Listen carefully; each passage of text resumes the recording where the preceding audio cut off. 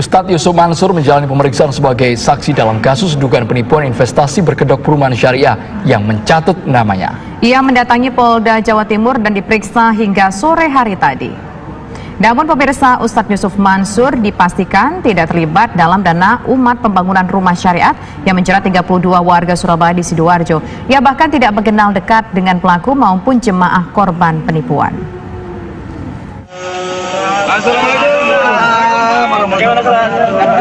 Polda Jawa Timur memeriksa Ustadz Yusuf Mansur sebagai saksi dalam kasus dugaan penipuan investasi berkedok perumahan syariah. Dalam hasil pemeriksaan, Ustadz Yusuf Mansur dipastikan tidak terlibat dalam investasi rumah syariah bodong. Bahkan ia tidak pernah mengenal dan tidak pernah bertemu dengan tersangka. Dan ternyata yang bersangkutan benar tidak kenal dengan Ustadz Yusuf Mansur, tapi pernah bertemu. Tetapi namanya di-endorse untuk menjadi ikon untuk pemasaran dari perumahan tersebut.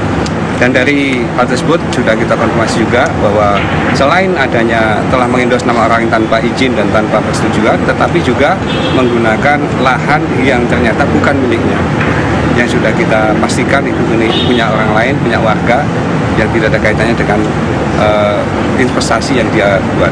Oleh karena itu, kami mohon kepada masyarakat untuk bisa berhati-hati tentang adanya iming-iming dengan tajuk apapun tentang masalah perumahan yang ternyata banyak yang dipakai dan salah gunakan. Sebelumnya nama Ustadz Yusuf Mansur dicatut dan digunakan sebagai iklan perumahan Multazam Islamic Resident yang terletak di Sidoarjo, Jawa Timur.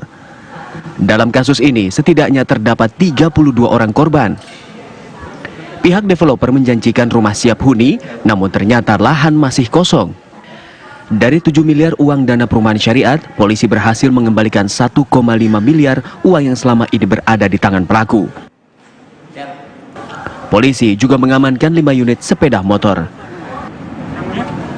Dari Surabaya, Jawa Timur, Zainal Azhari, TV One mengabarkan. Ustadz Yusuf Mansur mengaku tidak mengenal dengan pelaku maupun jamaah korban penipuan investasi perumahan bodong. Nama Ustadz Yusuf Mansur dicatat oleh tersangka atau dicatut maksud kami oleh tersangka. Dan berikut wawancara khusus TV One dengan Ustadz Yusuf Mansur usai menjalani pemeriksaan di Polda Jawa Timur. Jadi ada teman-teman saya di Surabaya bilang, ada pengusaha mau ketemu. Nah baru di situ saya ngeh, oh Multazam, ketemu juga di jalan Pak, arah bandara ya dia? Ya, arah bandara. Nah, yang menarik Pak Kapolres bilang begini, waktu pertama kali ketemu sama si tersangka ini, kamu kenal sama Ustadz Yusuf Mansur? Enggak Pak, enggak kenal, cuman pernah jumpa. Enggak, pertanyaan saya, kenal tidak? Bukan jumpa, kenal tidak? Tidak kenal Pak. Tidak kenal, kok kamu begini gitu. Nah, berita udah terlanjur terekspos karena barang buktinya itu brosur kan? Brosur, pamflet, leaflet yang gede-gede segede gaban lah gitu kan. Dimana foto saya jauh lebih besar daripada nama perumahan fiktif itu. Dan pada hari itu, wah si Indonesia Pak, izin Allah sampai dari berbagai negara yang ada orang-orang kita di sana konfirmasi. Sebagian ada yang menyuruh saya bertobat. Udah jadi ustadz kaya masih nipu gitu ya, alhamdulillah gitu. Bener-bener saya nggak bergeming, nggak pernah saya klarifikasi apapun. Dan hari ini adalah hari yang saya tunggu banget gitu, alhamdulillah gitu kan, bukan lewat mulut saya. Saya minta sama Allah ampunin saya bila mana saya punya dosa di tempat lain yang kemudian buahnya adalah di sini. Saya minta diampunin sama Allah. Kan saya juga nggak boleh kan tinggi hati juga. Kira-kira kapan tahu itu Ustaz?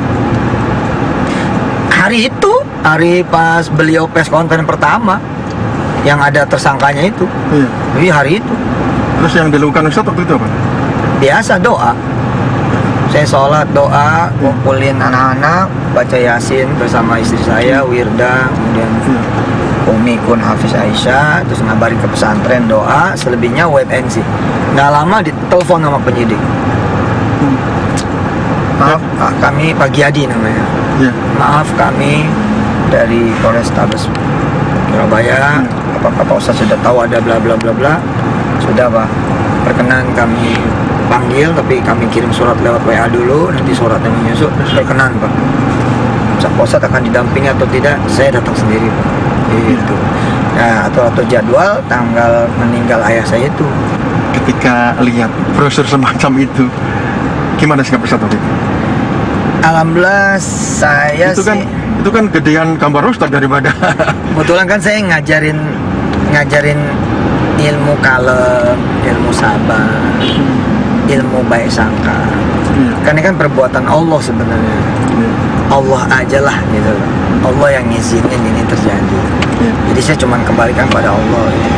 Saya ada kuliah online, ada belajar online yang judulnya tuh terima balikin. Jadi kalau punya masalah terima balikin, jangan disimpan. Jadi nggak sempet kesel, nggak sempet sebel, nggak sempet kecewa. Terima nih kita punya masalah, ya terima. Tapi habis terima jangan dimasukin ke hati, jangan dimasukin pikiran, balikin ke Allah. Nah, termasuk kan kalau kita dapat rezeki kan, terima dong, tapi balikin. Kalau nggak dibalikin, ntar Allah nanya bagianku mana. Ustadz, tadi waktu ada diperiksa, disampaikan nggak ada kemungkinan diperiksa lagi? Enggak, udah langsung. Udah selesai itu? Selesai. Udah selesai. Selesai. Bagian mana yang menurut pertanyaan apa yang menurut Ustadz itu sangat berarti bagi Ustadz bahwa Ustadz benar-benar tidak terlibat di situ? Saya dari 2014 Pak udah BAP melulu ini. Jadi boleh dibilang BAP itu adalah sarana saya buat khutbah Jumat. Jadi hampir setiap BAP itu sholat Jumat. Itu emang kayaknya cara Allah tuh saya supaya khutbah Jumat di kepolisian. Berapa ya? Bareskrim, Polda DIY, Polda Jatim, Polres Solo, Polres Bogor. Wah, banyak itu. Ya, dan sumir-sumir. Maksudnya sekunder semua dan ya nggak bisa dipertanggungjawabkan juga. Makanya alhamdulillah nggak ada yang terbukti gitu.